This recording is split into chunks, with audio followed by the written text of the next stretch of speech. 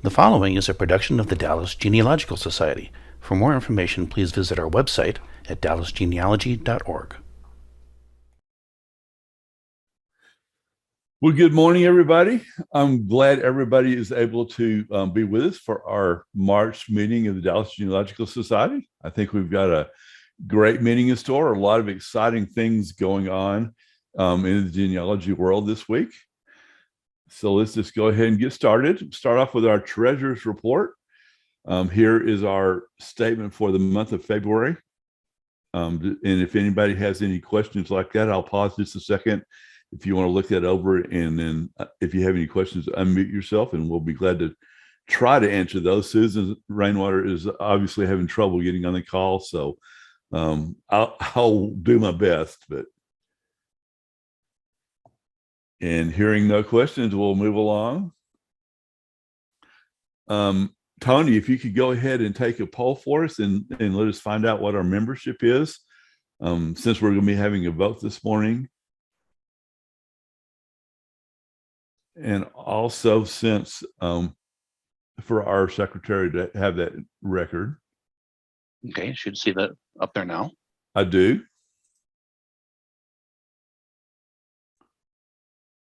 We'll give that a few minutes, let everybody respond to that.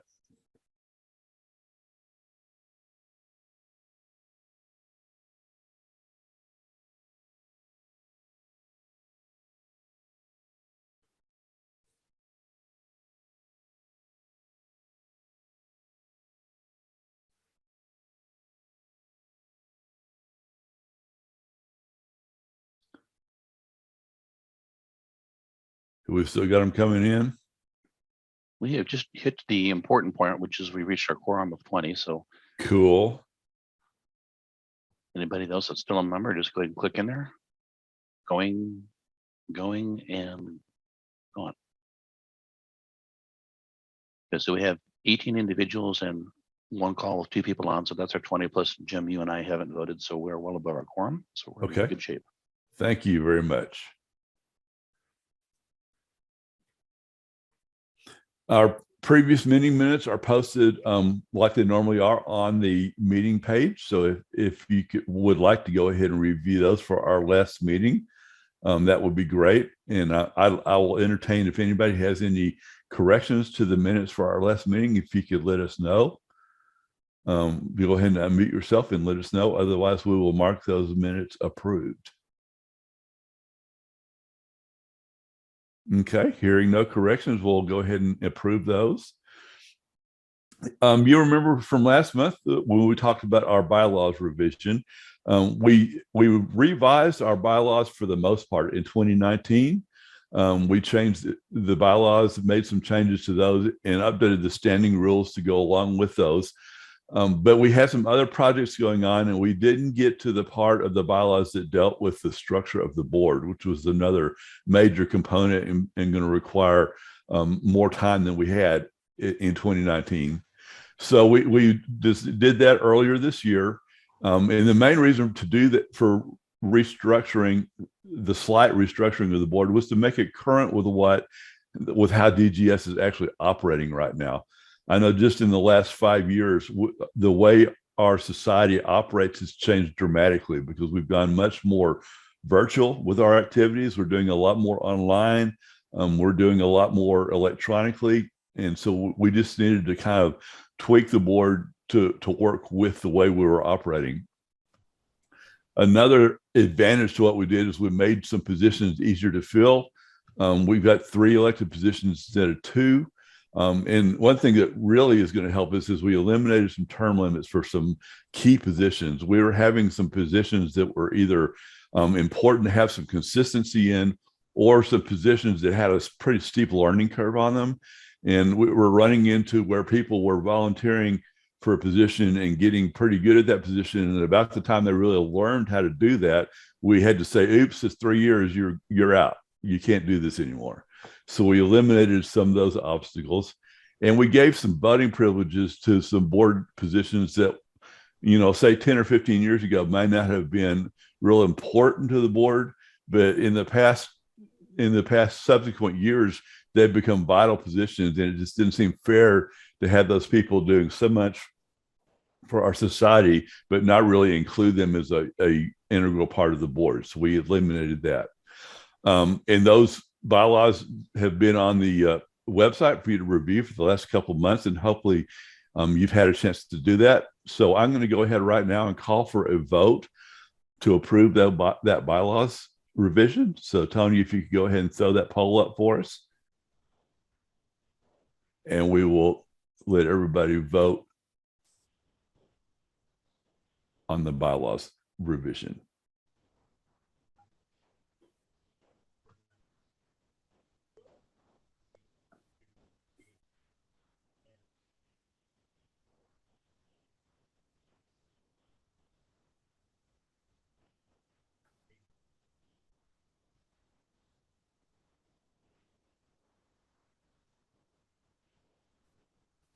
We'll give it about another 10 seconds or so here. Sure. However much time we need. Now we got 25 of 29 who have responded. And the yeas have it. We have unanimously approved it. Awesome. Well, thank you all very much. Believe me, it was a necessary thing for us to do.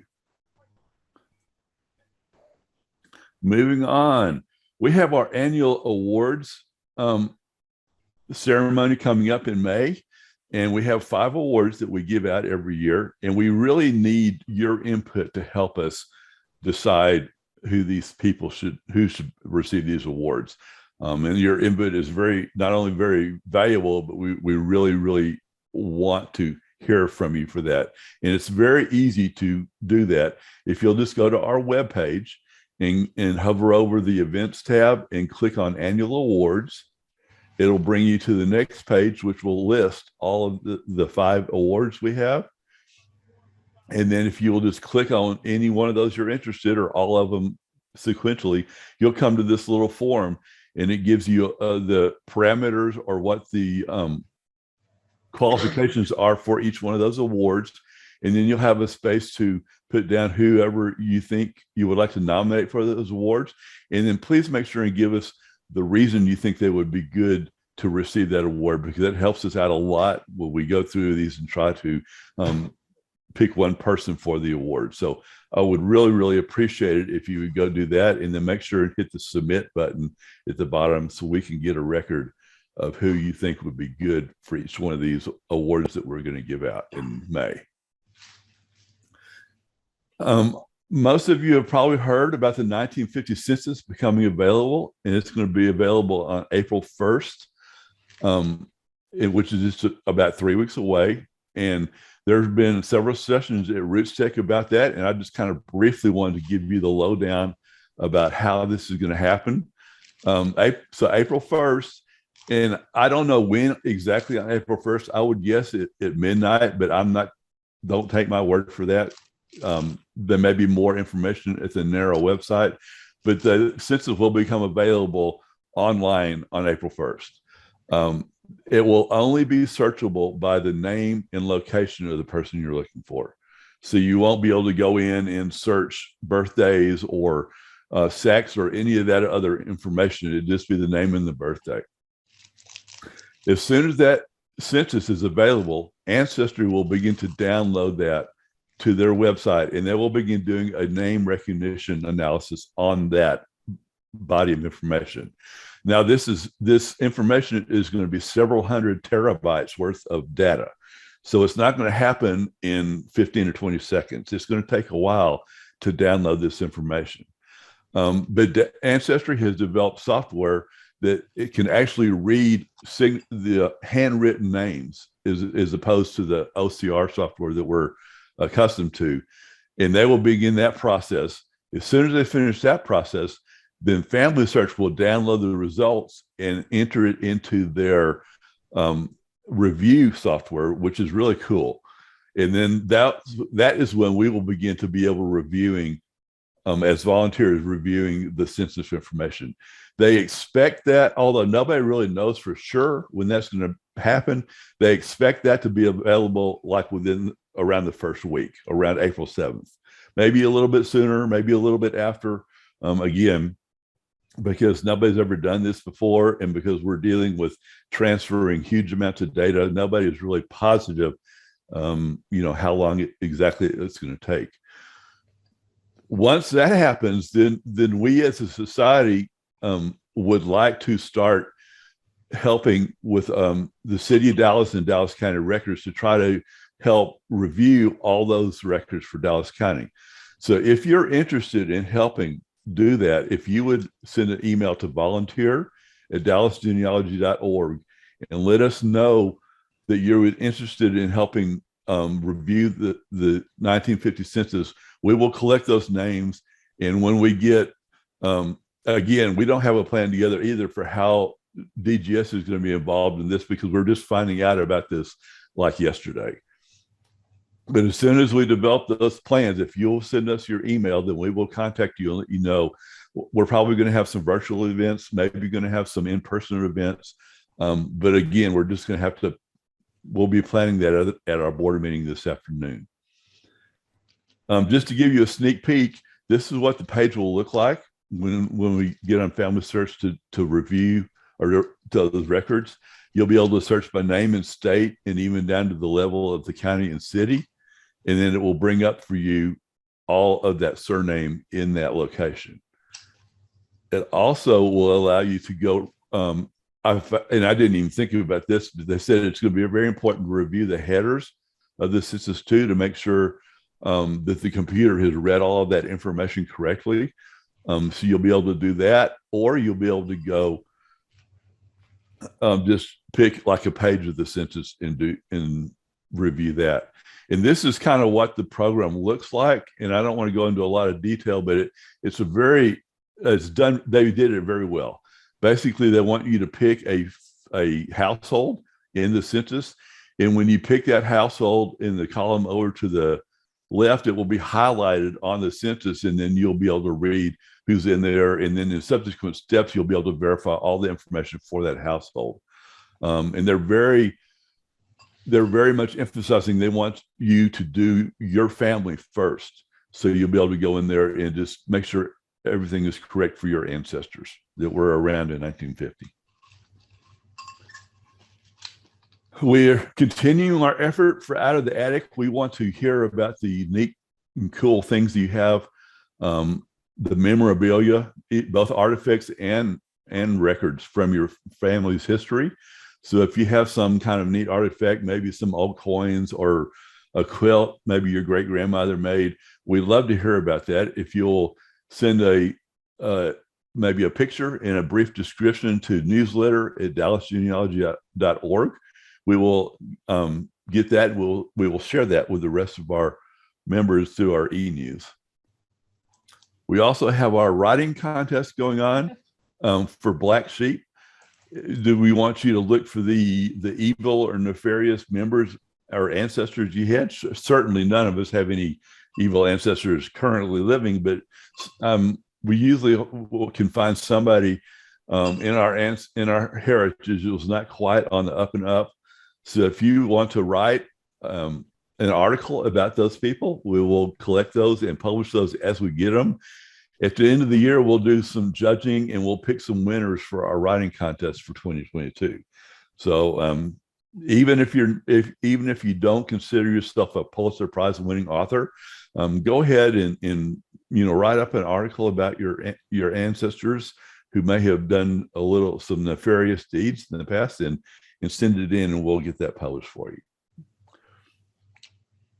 We have lots of things going on in the society right now. All of our special interest groups are up and running and in full swing. You can go to our calendar and you can find out about genealogical related events in other communities around Dallas. So go to the events tab and check out our calendar. It has a lot of information that you can use about what's going on in the North Texas area. Our upcoming general meetings for next month, we have Dr. David Lyles talking about finding ancestors in Antebellum, Dallas County. So that ought to be a really interesting program. And then, of course, in May, we have our annual awards celebration. And we're like I said, we're looking at who we can give those awards to now. And we're in the planning stages. So there'll be a lot more information coming about that in the future. We have our upcoming seminars. Also, our registration is open right now for Diane Southard for our spring seminar. That's going to be a virtual only seminar. So go ahead and you can register to attend that online. As I think most of you know, especially those of you who are DNA aficionados, Diane is an excellent speaker and full of information. And so that's going to be a great one. In summer, we're going to do Gone to Texas, Finding Your Ancestors in Land and Probate with Kelvin Myers. It's been a while since we've done a Texas seminar, so we thought it was about time that we do one for Texas. And Kelvin's a great speaker, and I think he's probably the most knowledgeable person that I'm aware of about genealogy in Texas. So, and he's even written the NGS guide for doing research in Texas. So that ought to be a good one to attend. And in the fall, we're having Paul Milner, who is an expert on British Isles research, and he is going to talk to us about doing online research for Great Britain. Unfortunately, I don't think I'm probably ever going to get to go to Great Britain again, just because of the expense and the time considered, but I can sure do online research, and that's what he's going to be concentrating on. So check those seminars out, and we would love to have you attend as many as you would like. We have one of our best practices is giving us a preview of what goes on in their SIG, and we're going to have Betty Chase.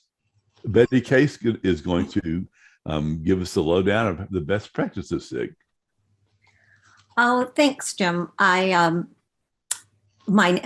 like you said, my name is Betty Case. I am a part of the best practices group. I'm kind of preaching to the choir looking at people that are here.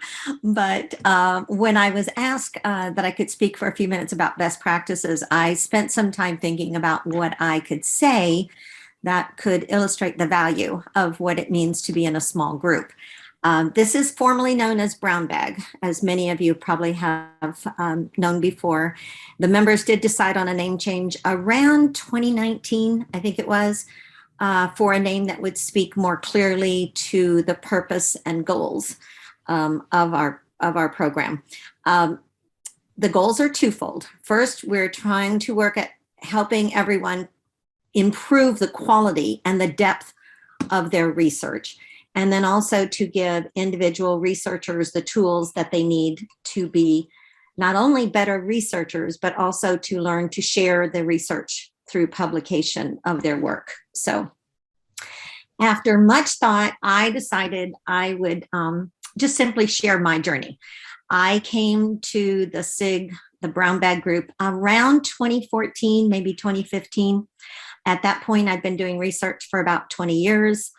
It did say advanced research. I thought I'm reasonably accomplished, though it is a hobby, not a vocation, and decided to try it because I wanted to fill in the gaps from where I was researching. I was not an ideal member, if any of you attended at that time. My work schedule was erratic. Saturdays are difficult for me. And I came 1 month, I missed 2, I came back. I was also ill prepared on the months that I attended. I absolutely wrote down my assignment, so I would be prepared for the next meeting, and I would leave the meeting all excited, go home and research, and then life would get in the way. And by the next meeting, I was only partially ready to join the discussion. So at this point, you might be saying that she's not a very good salesperson. So why join a group if you can't promise to attend and you can't always find the time to prepare? What can you possibly learn? But that's the thing I did learn. When I was called on to participate, I remember telling all of you wonderful, talented, gifting, sharing members that I was there because of the process of osmosis. I haven't asked anyone lately, but I hope that some members at that time remember my saying that because I think I did it for years. Um, the Oxford Language Dictionary defines osmosis as the process of gradual or unconscious assimilation of ideas and knowledge. I think that osmosis defines exactly what it means to be in a small group.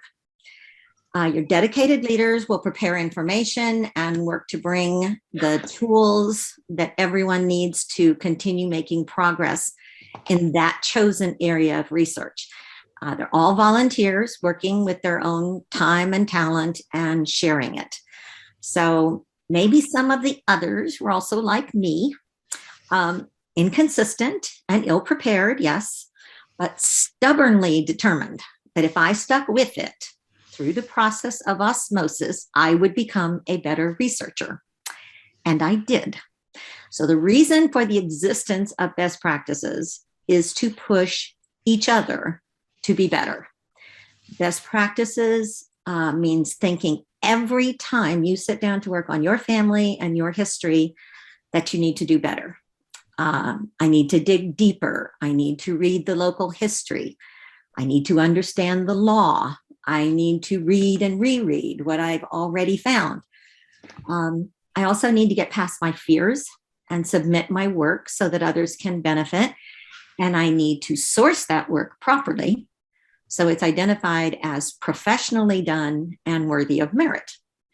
So I need to do better. And that's why I go to best practices. So for 2020, the focus is going to be the law. As a methodology, we are analyzing various articles pertaining to law that have been published in the NGSQ. We all understand that the quarterly is the gold standard of genealogical writing. And by studying the submissions from such a stellar source, we will learn from some of the best people. The concentration for the year is multi-layered. It includes how and why laws were created, how to apply the law to the document that you are researching, and where to find the law that exists for the time and the place of your research. Through the work of others who took the steps to submit and publish their work, we are learning and therefore we do better. So best practices is meeting every fourth Saturday, not the last Saturday, but the fourth Saturday at 10 a.m. We are currently, of course, on Zoom, and the link will be provided for everyone that wants to join. This month, March 22nd at 10 a.m., we are studying, you don't have to write this down, it sounds so appealing, Genealogical Applications of American Statute Law by Ann Carter Fleming. It was published in the NGSQ volume 95, number 3, page 197. Now, if you are a member of NGS, you can find that copy in the archives, of course. If not, a copy will be provided for everyone on the best practices section of the DGS website. So everyone is welcome. And of course, we want everyone to be active and participating. We know how it works. So the phrase right now is believe the science. Osmosis is a real thing. I am living proof that it works. So just come and immerse yourself, and I think you'll learn. So thanks for letting me share. March 26th, 10 o'clock, Zoom location of your choice. And if you have any questions, you can send them through the DGS website for the best practices SIG, and we will reach out to you. So thank you very much. I appreciate the opportunity to chat with you. Thank you, Betty. I appreciate your effort there. It was great. And just to recap, too, if you want more information, go to our website and hover over that events tab and click on SIG meetings and choose the best practices group, and you'll get the details on the upcoming meetings, the links for the articles that are going to be studied, and an email address where you can email questions. So that would be great. And it's a great group to belong to. I was at the meeting last Saturday, and we learned a lot about, I learned some things about terminology and legal documents that I didn't know before. So it's a great group to be in. So without further ado, let's start with our speaker today, Dr. Stephen Butler. And I am going to let Patty introduce Dr. Butler, and I'm going to stop sharing my screen so he can get his presentation started. This has been a production of the Dallas Genealogical Society. If you're already a member, thank you. Your fees have been supporting these and other society activities. If you're not yet a member, please consider joining now. Go to dallasgenealogy.org and click on the membership tab.